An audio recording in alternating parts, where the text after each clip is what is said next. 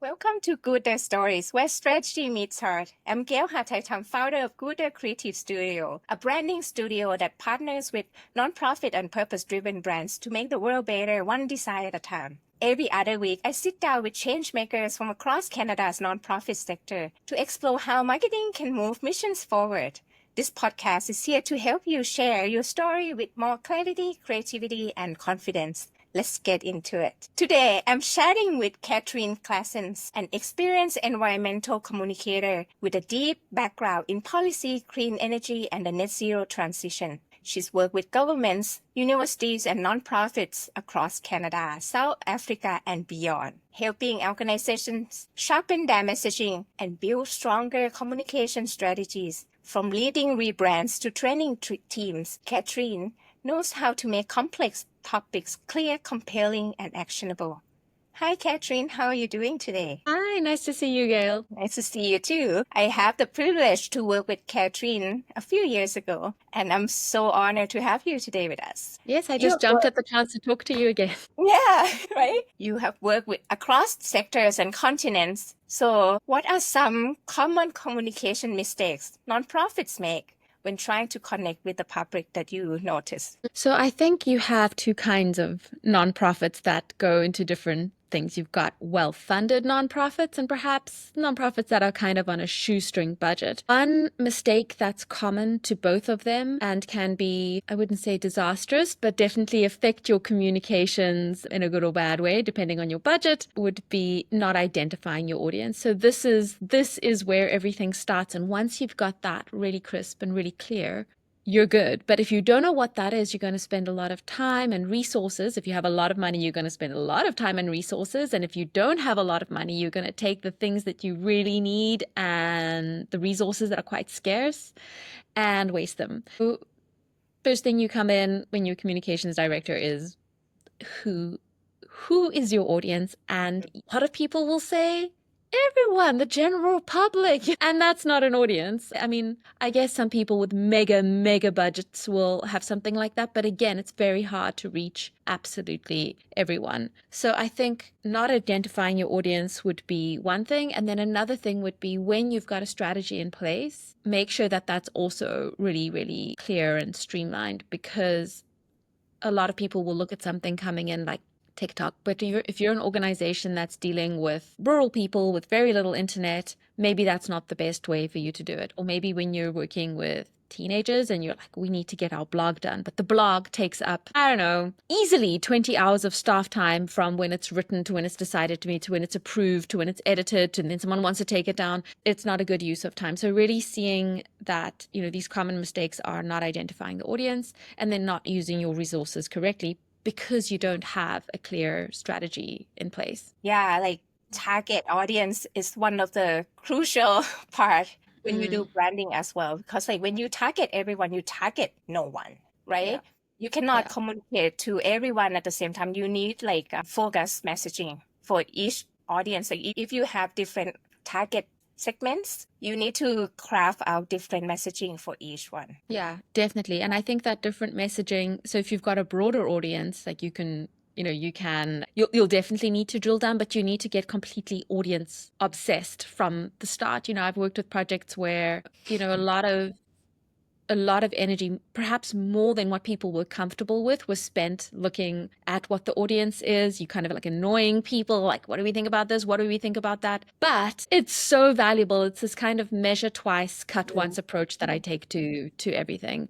And it is so, so worth it. And the other thing it does is it makes sure that your communications is aligned with what you actually want to do in that world and what that can look like can sometimes be quite surprising. Yeah, exactly. Market research is key. Exactly. So like messaging around climate policy and clean energy can get complicated. Like what strategies have you seen that work best for making complex topics like this clear and engaging. Yeah. So I think obviously one of the big things when you're looking at how you're doing this is, again, audience. What's going to turn them off a lot off this issue? What's going to shut them down immediately that they're not going to want to listen to you? Sometimes it's valuable to know who your low-hanging fruit is and who it isn't. I think that you need to be it depends on the country as well. For some places, climate change is a slightly more neutral word, or sometimes it's becoming a word that's become more kind of divisive over time. So it's like important to keep it, as we were talking earlier, it's important to really keep in touch with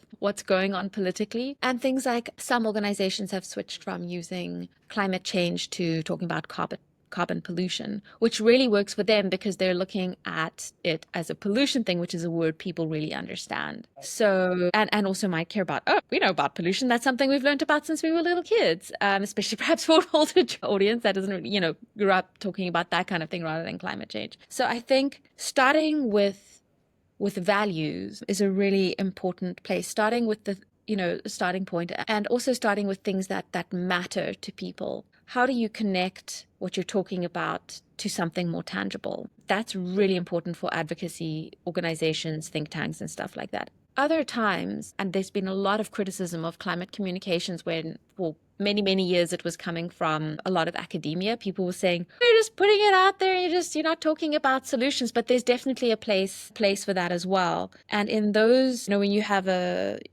research organization or think tank or academia communicating these things to, for example, media, who are you actually communicating to? You need to think about that. Like, is it laymen or media?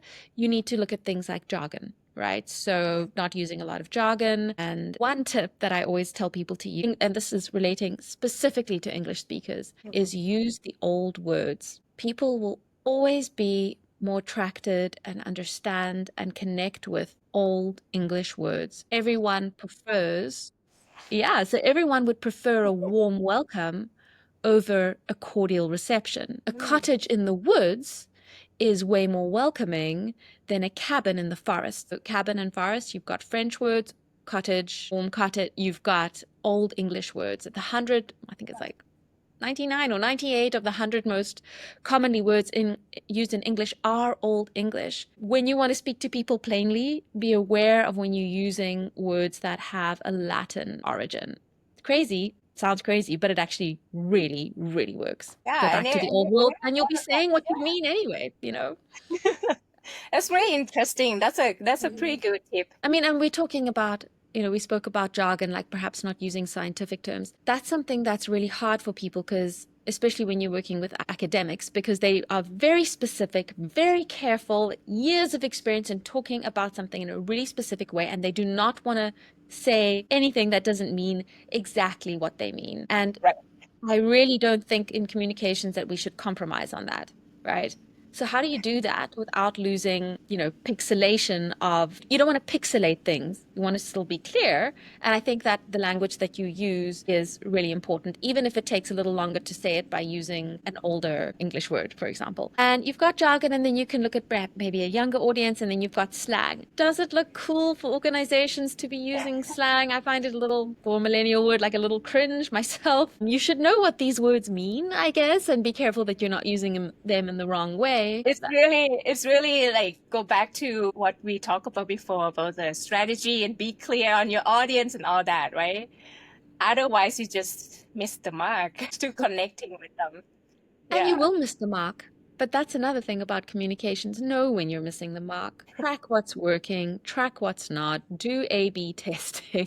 Here's one of the things when you're reporting on communications, when you're looking at your KPIs, like let's do the annual report. What did we achieve in communications? It's a terrible time of year because you can look at your media mentions, which I would say would probably be one of the most important things. You can look at your outputs. And actually, those are both outputs, but what's really hard to measure is your impact.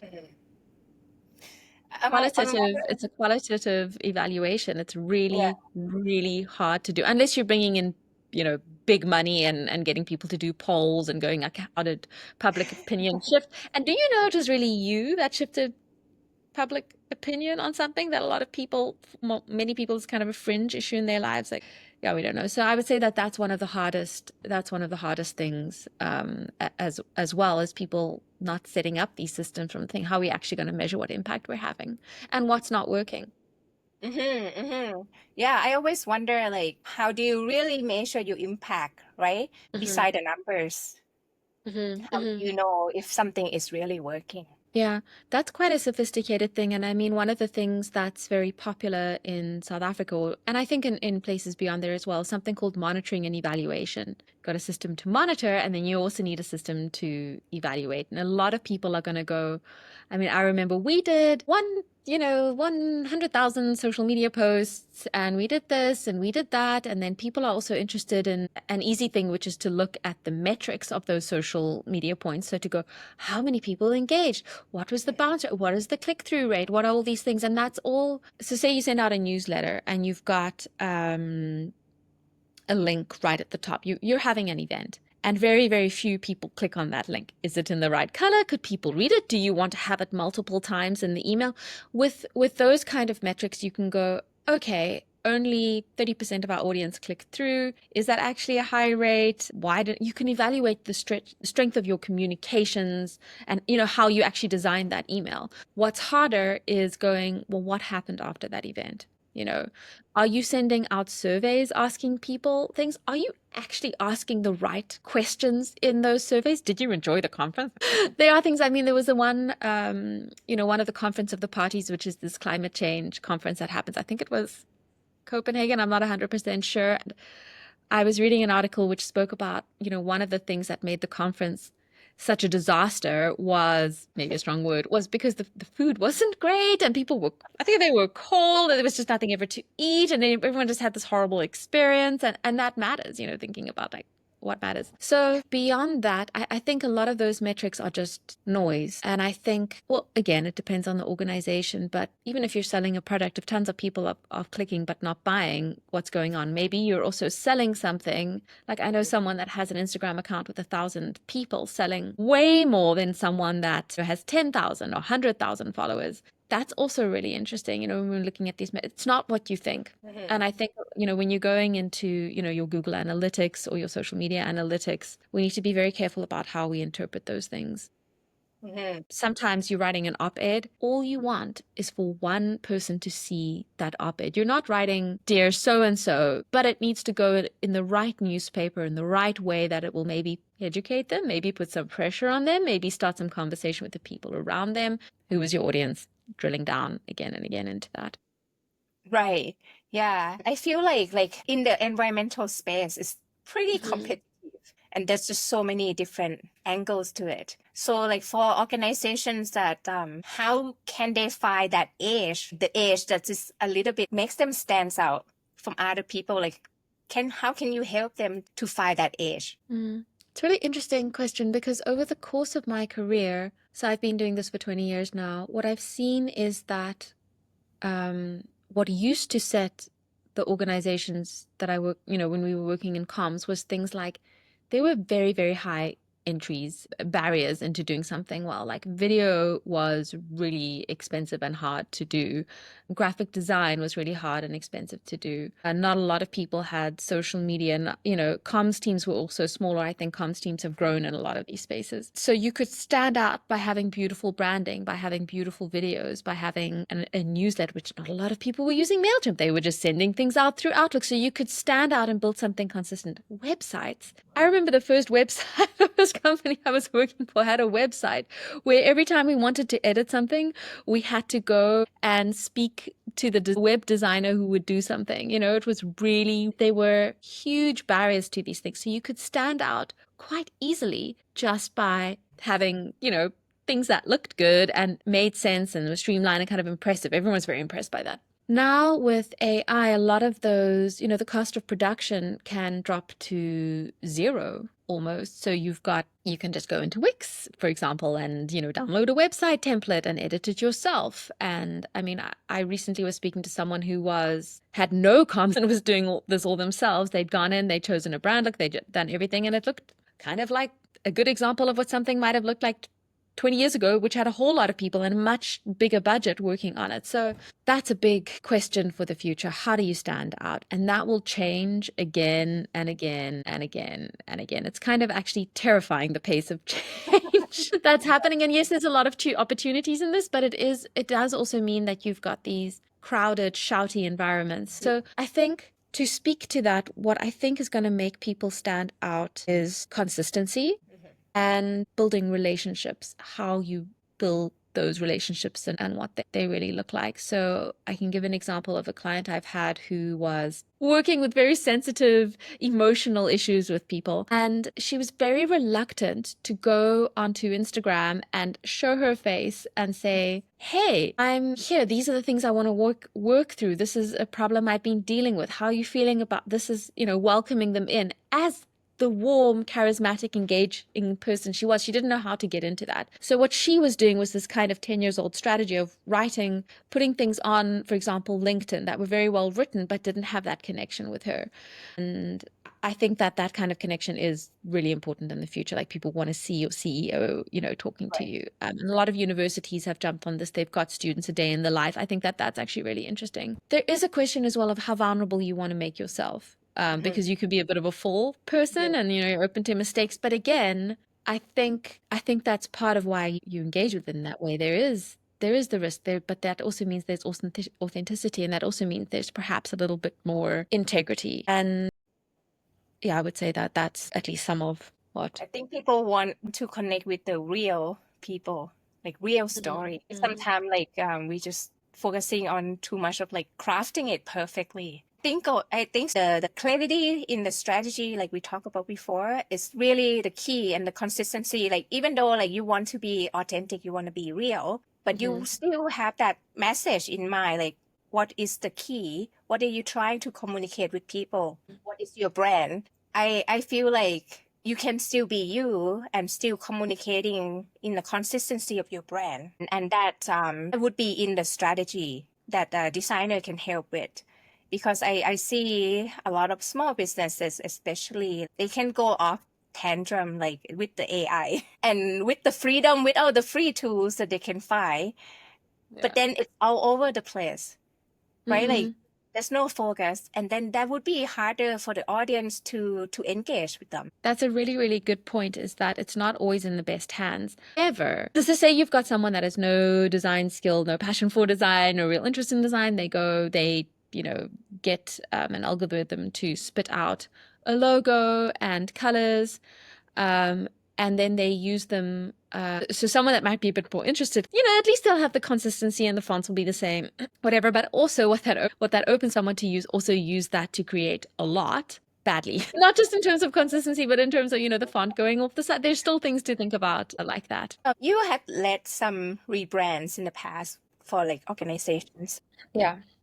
Can you talk about how important is that part of the nonprofits or any organization about the brand and the rebrand, and why do they need that? So rebranding, why do we do this? And how do we do this? And how do we make sure things look good? So one of the reasons to do this is because things can definitely look outdated. When I have a very, I wouldn't say emotional connection to a brand, but a connection or loyalty to a brand, my favorite soy milk brand recently rebranded. I had trouble finding it on the shelves. There's not a lot of options for soy milk, and I couldn't find it. And the new branding kind of like pissed me off a little bit. Like, it didn't feel right. It made the milk feel more kind of industrial somehow. And the company takes a risk every time they rebrand in this. And yet I'm sure that their old branding would have looked, when I thought about it again, I was like, yeah, it did kind of look 1990s. I'm sure they hadn't rebranded in 30 years. It felt like a little, plant-based milks are a very different audience to the, very dedicated hippie audience they might have been, at least in Canada a little while ago. So I think you have to be careful with the rebranding, but often it's necessary. So I think what I'm really trying to say is dated. Like, things will look dated. Maybe you want to anticipate that a little bit more, be prepared for a little bit of backlash, but it has to look fresh and new. And I always think back to how, colors come in and out as well. Like, there was like a lot of blue, this kind of I would call it Microsoft Blue being used. Like, fonts change, things change, and you're going to look really outdated if you're not using that.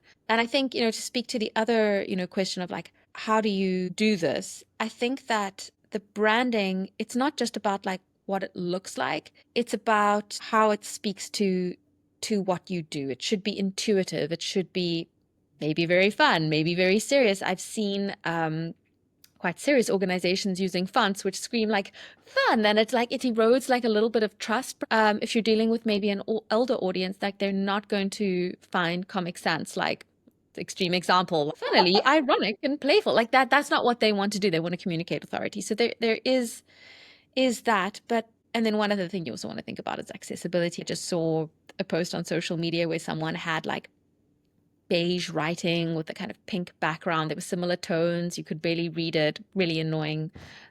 Things like color. So there's lots of things to consider.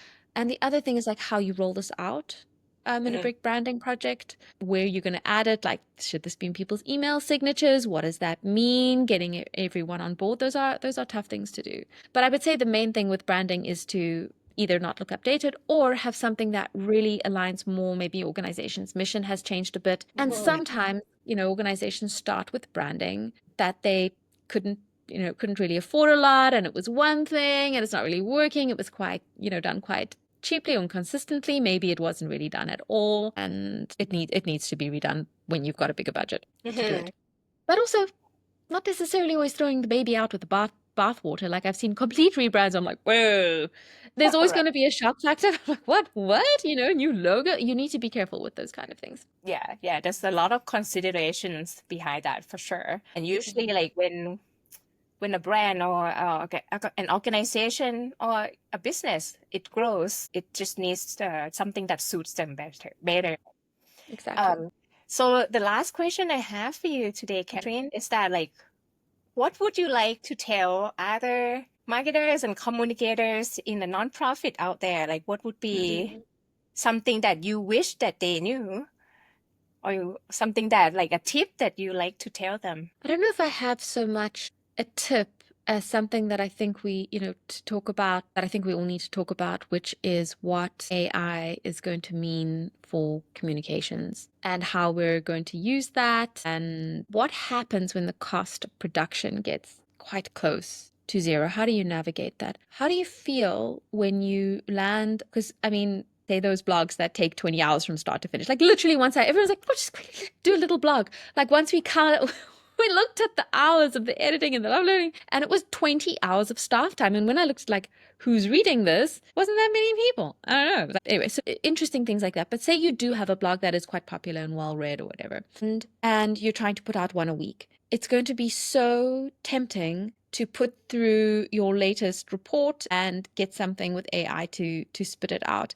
However, I personally don't like the thought of going onto a blog and knowing or not knowing it was written with AI. I don't want to read things written by AI. I want to read things written by humans. So I think it's a crisis in communications. I also think it's an opportunity, and we have to navigate two things. What does this mean for our own communications and what they're going to look like in our own outputs? But the other thing is, what is this going to mean for how we deal with the slop, so-called slop, that other people are going to be putting out? Do we actually put out less and have a disclaimer at the top of every blog saying this was written 100% without AI? Or this was, do you even want to read something like this was proofread by a human? Like, do you want that? If someone sent you in a resume or someone sent you an application and at the top they wrote, this was made with 100% no AI, how would you feel? Much better. I know I would feel much better. Like, this human thought about this. A human had original thoughts about this. So I think that matters. I think what it means for comms, just not from a kind of existential point of view, but from a practical, like what are our outputs going to be? I think it means we can do more testing of content, which is great because we can have, two things that we can use. I think that we can create obviously things that are more polished. And I think what it really can do is help us, give us time to drill into, again, our audience and our strategy. It creates space, really wonderful space for that, to look at what really matters, to understand which moments really matter. I think that's what's going to matter, like relationships and moments. And I'm not sure exactly what those relationships are going to look like. When I'm thinking about how does real change happen, it is relationships with humans in person. What's that going to look like in the future? I don't know. But I think there's also a lot of, a lot of us working in communications, fooling ourselves that we're going to make a difference because we're dealing a lot, we're talking about in NGOs, we're dealing with ideas, not products. It's quite easy to measure if your product's being, how many subscriptions do you have? How many people have joined this? But what's not easy when you're dealing with ideas is to look at how opinions being shaped and the impact that you've been having. And I think that's going to become even harder. Exactly. People being so fragmented. Are people reading the same thing? There's fewer journalists, there's a lot to deal with. I'm interested to see how this falls out. I'm not feeling exactly delighted about it right now, not because of job security, because I think the same way email didn't take away jobs, I feel like it just created more jobs. I think, we used to have a receptionist who would type something up. Now everyone writes their own one. Did those jobs go away? No, we just have more people writing more emails, just generating more information. And I don't think AI is going to take away jobs. I think it's going to change jobs. I don't think it's going to necessarily knowledge economy jobs. I don't think it's necessarily going to take so many away. And I feel a little bit, but I still feel a little bit apprehensive about what this means for our integrity as communicators, our integrity as organizations. I think there's going to be a lot of pressure on communications from CEOs to maybe to heavily lean on these tools, and I'm not sure those are always going to have the best outcomes. Yeah, it's Still, a pretty interesting time we're in right now, for sure. It's a really lot of, is. right? Yeah. And Yeah. the fast pace is changing. It's unbelievable. Yeah. Be cautious, like you said. Just be cautious how you use things and just be authentic. Or maybe don't use them. I don't know. Like, they're such great tools, but you need to use them well, like a gun, right? Well, actually, I don't know if there's a good way to use a gun, but I think let's look at nuclear technology. You can create a bomb or you can create energy. Right. I don't know if we're really thinking about which one we're creating here. Right. Okay. Before we kind of wrap up, I think what I would like to do, I've worked mostly in the environment. I would like to recommend the Yale program on climate communication. We'll definitely be able to add some links. Really, really great, mostly focused on the US, but I think useful for Canadians in any case, and also useful for thinking about strategy, how to evaluate things. Yeah, so I would highly recommend that to people working in the communication space. And there's also an organization that looks at climate psychology.